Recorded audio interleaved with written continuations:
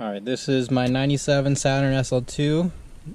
This aftermarket radio in here does not have aux, does not have Bluetooth. It's just a CD player or FM and then probably AM radio as well. It just doesn't work nowadays. I have an aux radio. Let's figure out how to take this off and throw one in. So on the side here, there's a few clips. You just press the center in and then it extends the rod inside, and that just allows you to just pry it right out. So now this should come right out. We're gonna have a wiring harness to this rear defroster, so we'll unplug that and then we'll set this aside and put the key in the ignition, put it into a lower gear to get it out of the way if you have an automatic.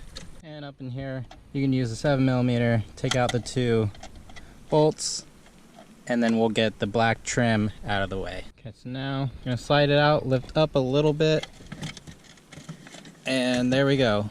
There's the radio.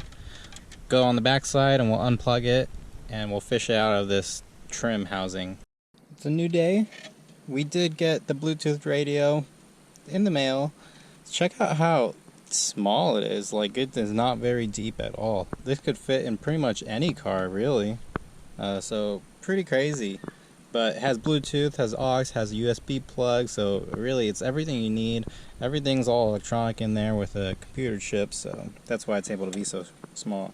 Now I went ahead and just did the wiring harness. So I took this is like an adapter harness that you could buy that was already in the car because there was an aftermarket radio in. I cut it in half and I wired in my new radio harness connector, and then just put electrical tape just kind of to clean it up and make it all stick together. But everything is all good. We have good connections. Let's plug it in. Let's make sure it works.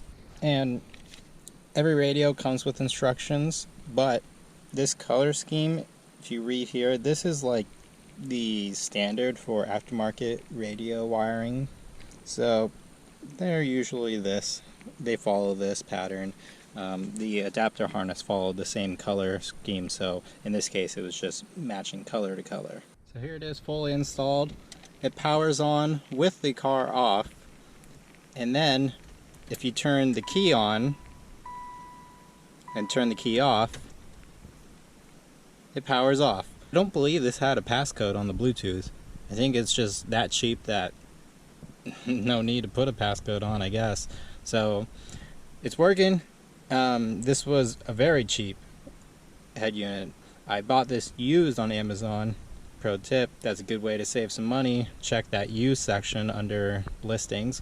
So I got this for 20 bucks, and Bluetooth and aux and USB for 20 bucks. Pretty good. Thank you for watching, and I'll see you in the next one.